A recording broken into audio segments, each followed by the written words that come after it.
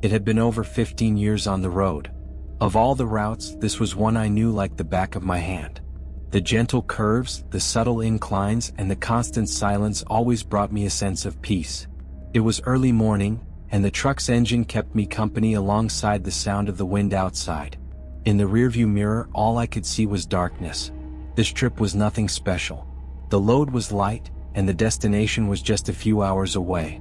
The air was cold, and I hadn't seen another vehicle on the road for over 20 minutes. It wasn't unusual for that time of night, but the loneliness of the dark, combined with the isolation of the road, made the darkness feel heavier. Even with the truck's headlights piercing through the gloom ahead, the feeling of emptiness was palpable. The trees lining the roadside passed by quickly, but they were just shapes, shadows that vanished in the rearview mirror. The sky was partially covered, with only a faint light from the moon breaking through the clouds. There was nothing to fear on this route, and I was already used to the oppressive silence of the night. It was then that, in the distance, I spotted something that broke the monotony of the trip. On the side of the road, illuminated by the headlights, stood a man upright with his arm outstretched, hitchhiking. It wasn't common to see someone out there, especially at that hour. Instinctively, I slowed down. As I got closer, I had time to get a better look at him. He seemed to be wearing a long old coat, and his dark hair was messy, falling haphazardly over his face. It was strange. I rarely picked up hitchhikers, especially in the middle of the night. But for some reason at that moment something made me stop. Maybe it was the man's tired appearance, or the fact that he was completely alone on that deserted road. Or maybe it was the feeling that this was somehow inevitable, as if my decision had already been made long before I saw him. He got into the truck without saying a word. He sat in the passenger seat and stared straight ahead without even looking at me or saying thank you. For a few moments, I waited for him to speak, but the silence continued. His presence beside me felt out of place, as if he didn't belong there at that time or perhaps anywhere at all. Something about him unsettled me, but I couldn't quite put my finger on what it was. We drove in silence for several minutes. The man beside me remained completely still, showing no sign that he intended to speak. On the other hand, I was growing increasingly uncomfortable with the situation. Normally, when I picked someone up on the road, they'd try to start a conversation, talk about their destination, comment on the weather, or ask something trivial. But him? Nothing. He just stared blankly at the road ahead. I tried to break the ice. I casually asked where he was heading, hoping for at least a brief response. Not a word came out of his mouth. Just silence. It bothered me in a way I hadn't expected. We continued down the road, and his presence felt more and more bizarre. It was as if he was there but at the same time wasn't. The temperature inside the cab began to change. Even with the heater running, I felt the air growing colder, denser, as if something invisible was sucking the warmth out of the space around us. I glanced in the rearview mirror, searching for some reason, but all I saw was the darkness of the road. My fingers gripped the steering wheel tighter, and I kept driving as that oppressive silence wrapped around us like an invisible fog. The silence had become unbearable. I could no longer ignore the presence of the man beside me, as still as a statue. Finally, after almost an hour, I decided to confront the situation.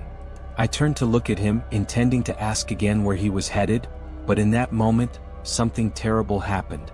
As my eyes locked onto his face, the truck's headlights illuminated it in a strange way. What I saw froze me in place. He didn't have a face. Or rather, where his face should have been, there was only a void, a deep darkness like an abyss swallowing the very light itself. There were no eyes, no mouth, no human features at all. Just a formless, dark mass. My heart raced, and my blood pounded so hard that I could barely hear the engines rumble. Fear overtook me completely. For a second, I thought I had lost my mind, that it was some trick of my tired brain. But the image was too clear, too vivid to be mere exhaustion or imagination. In that instant, everything around me grew even heavier. The darkness outside seemed to creep into the cab, and I knew something terrible was about to happen. I tried to control the panic taking over me, my fingers almost white from gripping the steering wheel so tightly. I couldn't tear my eyes away from the man, or whatever he was. The absence of any human feature on that expressionless face froze me in place for a few more seconds, until I gathered the courage to look again, but he was gone. The passenger seat, where the strange figure had been sitting just moments before, was now completely empty. Without explanation, he had vanished as if he had never existed. The rapid beating of my heart echoed in my head, and for a moment I thought about stopping the truck, but the fear of being stranded on that deserted road was even greater. I tried to convince myself that it hadn't happened. Maybe I was just exhausted, the long journey playing tricks on me. But then my eyes were drawn to the passenger seat. There were damp marks on the upholstery as if someone wet had just gotten out of the truck. I could no longer deny it. Something had happened that night, something far beyond what I could understand. Even after speeding away from that road, the feeling that something was wrong didn't go away. My body still trembled slightly, and my thoughts kept circling around what I had witnessed. No matter how hard I tried to find a logical explanation, nothing made sense.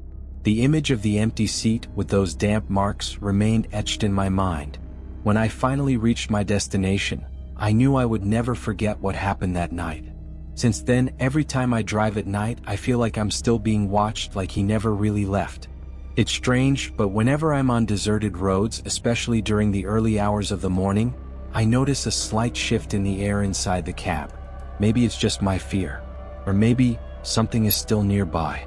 One thing is certain, I never picked up another hitchhiker. Not after that night. And every time I think about that trip, one question haunts me: what if he comes back?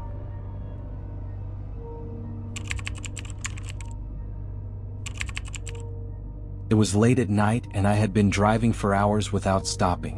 The fuel gauge had been flashing red longer than I'd like to admit, and the road seemed endless. The trees along the way swayed gently in the wind, but there hadn't been any sign of life for miles. The only thing breaking the silence was the sound of the truck's engine, heavy and tired, just like me. I knew I needed to find a gas station soon, or I'd end up stranded in the middle of nowhere with no cell signal and no town nearby. I started to worry. The map showed an empty route with few places to stop, and my gut told me things could get worse. That's when I spotted, in the distance, the flickering sign of an old gas station. The lights were dim, blinking as if they had been there for ages. For a moment, relief washed over me. The place looked old, out of operation, but the gas pumps were still there, and that was all I needed. I slowed down and pulled into the station, hoping it still worked. When I parked beside the pump, I noticed the station looked even more rundown up close. The convenience store windows were dusty, and there wasn't any open or closed sign. No movement. The place was too quiet, almost as if time had stopped there. The only sign of life was the lights on the pumps, still glowing as if they had been waiting for me. I stepped out of the truck with some hesitation. The air was cold and still, not the slightest hint of wind. I tried to calm myself, telling myself it was just an old gas station, probably deserted because it didn't get many customers anymore. I needed fuel, so I didn't have a choice. I inserted the nozzle into the tank and started filling up. As the fuel flowed, I looked around, still unsettled by the complete silence. There was something off about this place. The store, with its flickering lights, looked abandoned. Yet the pumps were fully functional, which didn't add up.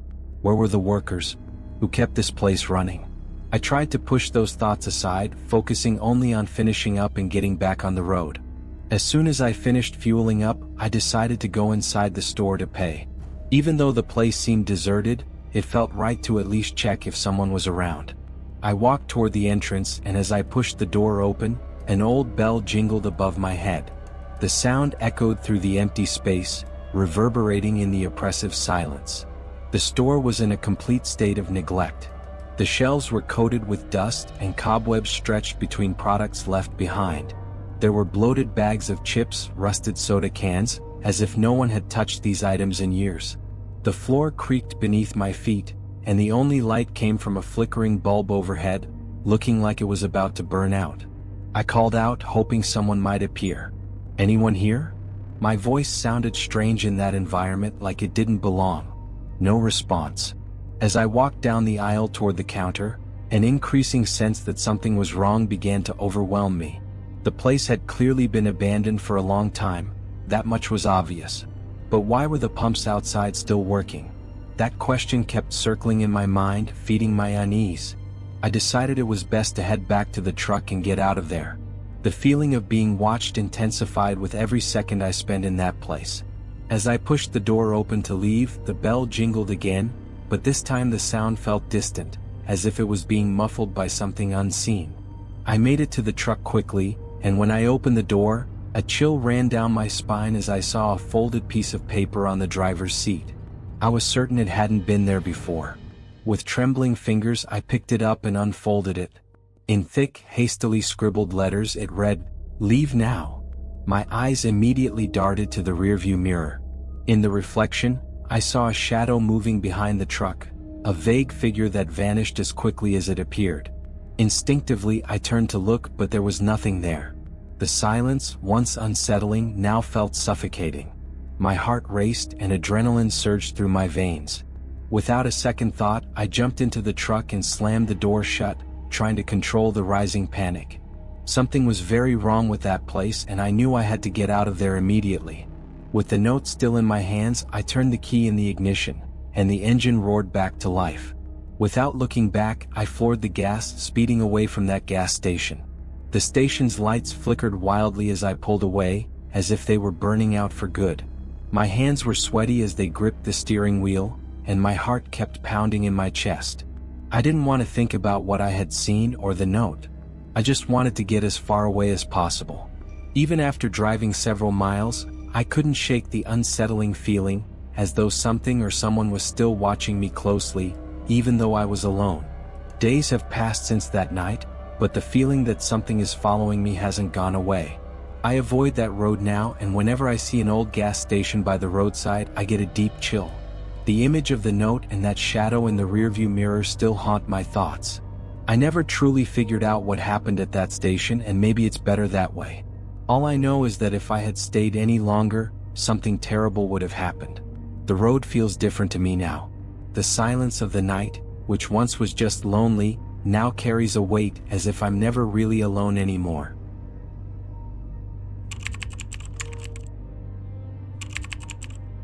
My last delivery was to a place I had never heard of before, a village in the middle of nowhere. The instructions were simple: drop off the cargo and be on my way. The problem started as soon as I got close to the place. The road was deserted, and the farther I drove, the more the silence became oppressive. It felt like the world around me had frozen, like it was just me and the sound of the engine.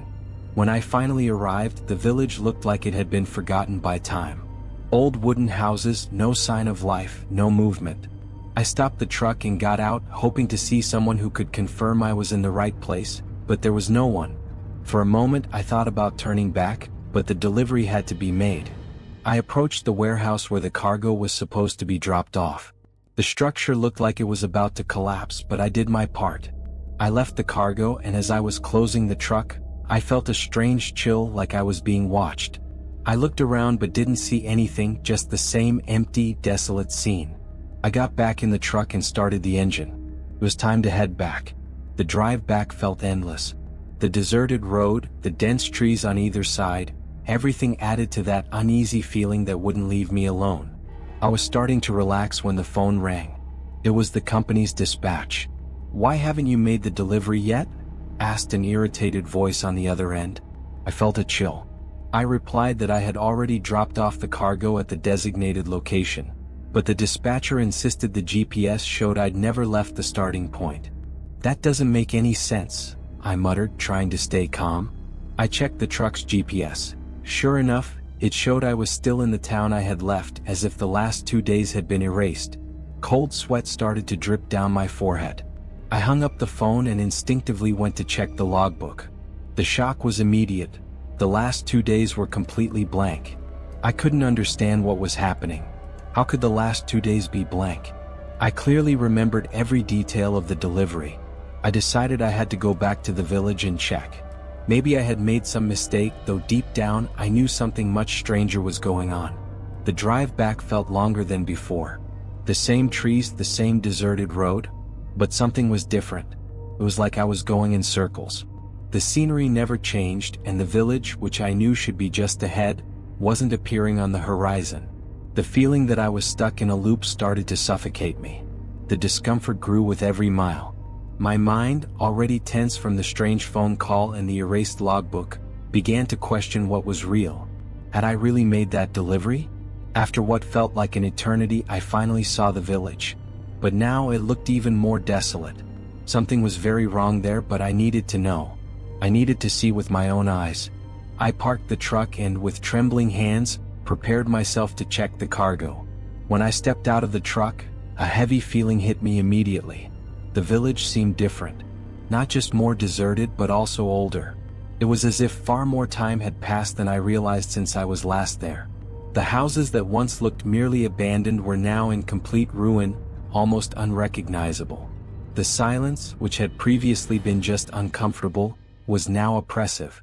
There wasn't even the sound of wind. I walked toward the warehouse where I had left the cargo. My heart raced with every step, and the sense that something was terribly wrong grew inside me. When I reached the door, I hesitated for a moment but forced myself to move forward. When I opened the door, the sight hit me like a punch. The cargo was still there, exactly where I had left it, but it was different. The boxes were dirty, covered in dust and mold, as if they had been sitting there for years. How was that possible?